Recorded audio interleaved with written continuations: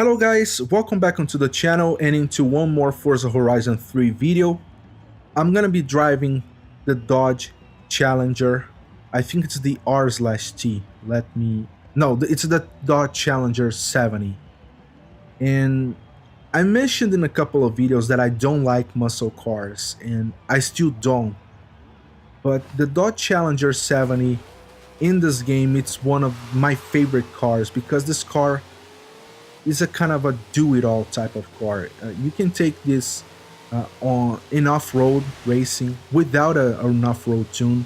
You can take this in an asphalt race. You can take this on a street race, and it's gonna do well across all these different type of races. It's a really stable car. It's a really quick one. It's not the quickest one, so if the races that you're doing are mostly straight lines, you're not gonna be able to win races, most likely at least.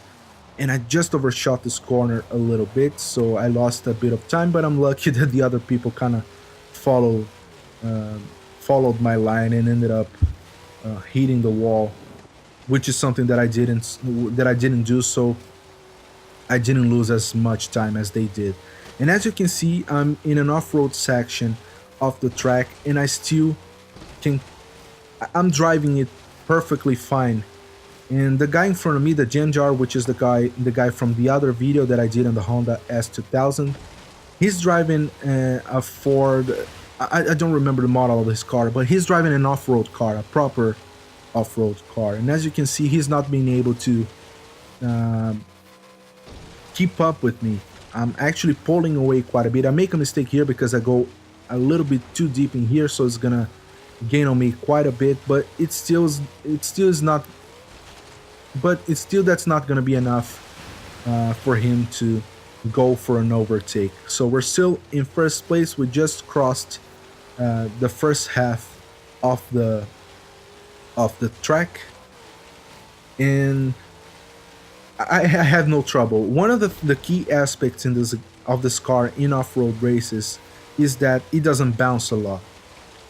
And for off-road races, you really don't want a car that bounces off a lot, but you also don't want a stiff car, a car with stiff suspension. Otherwise, any imperfection on the surface of the track, it's gonna throw you off, it's gonna make you bottom out, or all sorts of things that can happen with your car.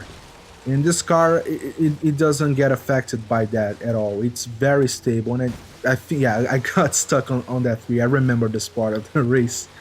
And this guy's gonna be pretty close. He's gonna be this close to going for an overtake. But as you can see, I'm starting to pull away as I start to accelerate my car.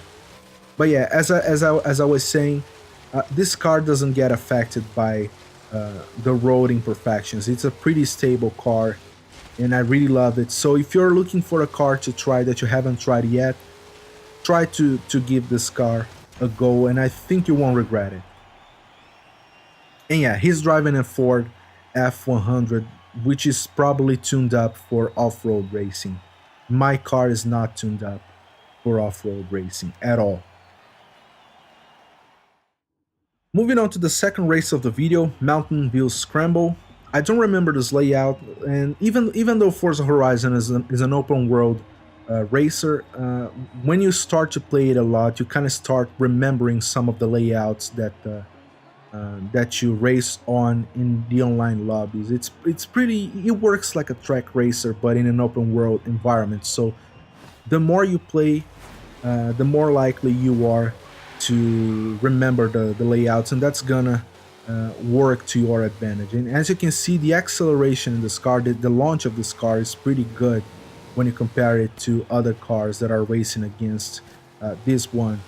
And we're already up in first place. This is a team race. I'm on Team Blue along with Genjar, so we're both in the same team.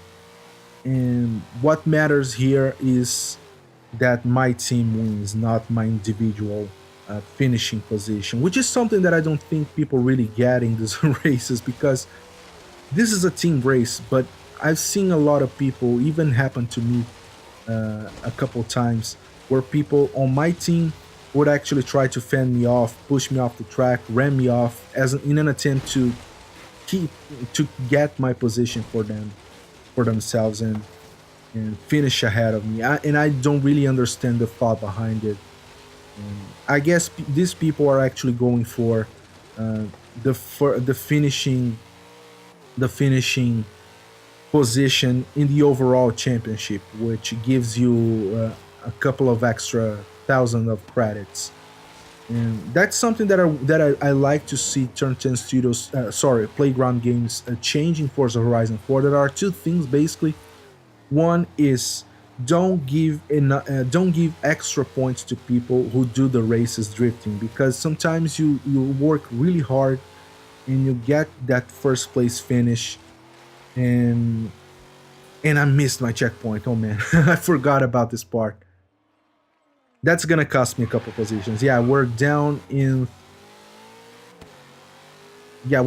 third place. I was actually waiting because sometimes it takes a couple seconds uh, for the standings to update. But yeah, we didn't lose a lot. But anyways, I really want Playground Games to actually change the scoring system, because sometimes you work really hard to get a first place finish, and somehow the person who ended up finishing last but drifting throughout the entire track ends up with more points than you did. And another thing that I really wish that Playground Games would change in Forza Horizon 4 is how they distribute points across team members.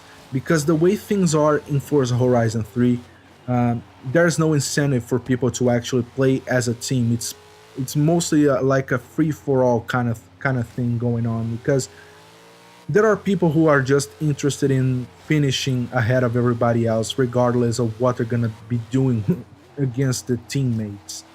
And if they do something, maybe score uh, the same point across people from the same team who finished in first place, I think that's gonna go great lengths in actually fixing this problem in Forza Horizon 4. So these are the two things that I'm most looking forward to in the multiplayer thing. I don't think that they're gonna apply penalties to people in this game because, one, it's an arcade racer. Two, uh, well, let's face it, Forza games are my favorite games. I prefer them over Gran Turismo. That's a fact. That it's my personal preference. But let's face it, most people who play Forza games are either kids or people who don't take their hobby seriously. In Gran Turismo, you see a lot of people using rigs and putting in the time to actually practice and get their lap times as fast as possible to learn their way around the tracks. And in Forza, very few people bother to do that. It's the type of game that people just want to jump in and play and not worry about actually learning how to play properly. And I'm not criticizing those people, because I understand there are certain games where I just don't feel like putting in the time and actually learning how to play. I just want to have some fun, and that's it. So I'm not gonna blame those people, because you can expect everybody to have the same level of commitment to a certain game just because you are into that game. It doesn't work like that. It's not. Not everybody is the same as you. That's what I'm trying to say. But at least for Forza Motorsport 7 or 8, for that matter, I think a penalty system would actually go great lengths into improving the quality of the races, because Forza is more simulation oriented. And I use simulation word as loosely as possible, because I know this is not a simulation racer, especially these days with Assetto Corsa and Project Cars, iRacing. These games are actual simulators. And I would see that Forza falls in the category of accessible simulators. They are not proper simulators, but um, they are not arcade either. So they are a mix between them. And I see Gran Turismo in the same light. I don't see Gran Turismo as a proper simulator. I see it as a mix between arcade and simulation. And to me, that's the sweet spot. I think that Assetto Corsa, I do own Assetto Corsa on the PC and the Xbox One, but I think this game is. Don't take me wrong, I love Assetto Corsa. I think this is a really great game. It feels great to drive that game using a wheel, but I think that game is a little bit too much for me. There's a lot of knowledge that you need to acquire in order to fully appreciate that game. You need to learn a lot more about car mechanics and learn about shifting at a technical level. And right now, it's a little bit too much for him. I cannot understand how half of the stuff that the game requires you to understand in order to fully appreciate it. So that's why, to me, right now, the sweet spot are games like Gran Turismo and Forza. They are the perfect mix of arcade and simulation that I tend to have more fun playing. But I don't know, I kind of have more fun playing arcade games, to be honest. My favorite open world racing game is Forza Horizon 3, and my favorite racing game of all time is Drive Club, and also it's my favorite track-based racing game. And they happen to be both arcade racing games. But anyways, let me know in the comments down below which are your favorite racing games, both arcade and simulation. And by simulation, I'm using the term loosely. It's by simulation I mean any game that is not an arcade. It can be Gran Turismo, Forza. Let me know in the comments down below. I really want to know what you guys have as your favorite games. But anyways, that's been another first place finish. So moving on to the next race of the championship, Farmland Trail. And this is gonna be the last race of the video. We're gonna be starting out in second place. Jam Jar is starting out pretty much at the back of the pack. And yeah, as you can see, this car has a really good launch. It's it's awesome. I'm not into muscle cars, but this car feels great to drive. And this is another of those team racing. And of course, Jam Jar is already up in second place. So I guess it's gonna come down to me and him battling throughout the race. I just made a mistake here, and I think that's gonna cost me a lot of time. Let's see if I manage to pull away and recover some of the time that I lost by colliding with the wall and the tree as well.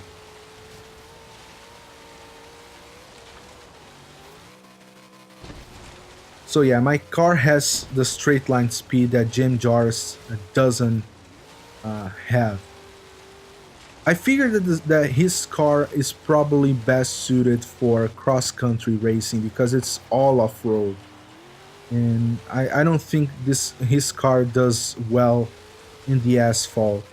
At least not as well as mine does. My car does well in both track surfaces, which is why I call this car a kind of do-it-all, an all-arounder type of car. So we're still in first place.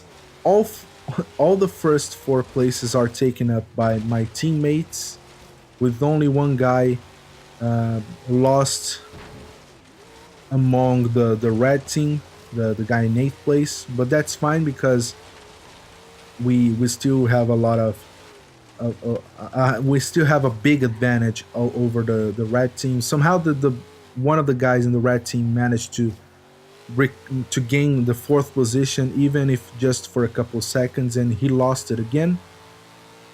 And it seems like there's some really close racing going on in the back, because I'm under the impression that this guy who got the 4th place, the ace fall in a bunch of numbers, he probably missed this checkpoint, which is why he got to the 4th place, and now he's back into 88th place. there is no 80 place in this game.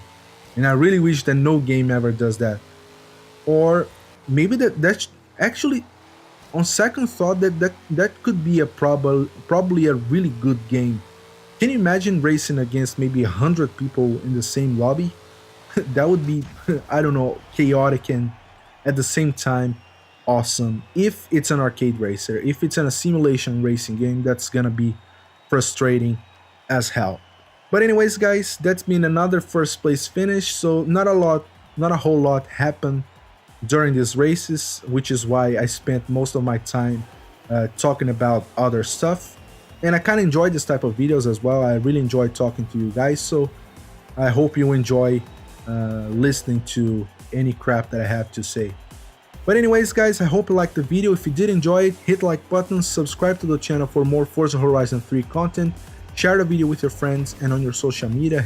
It helps me out a lot, and I really appreciate the help. And I hope to see you guys on the next one. Bye.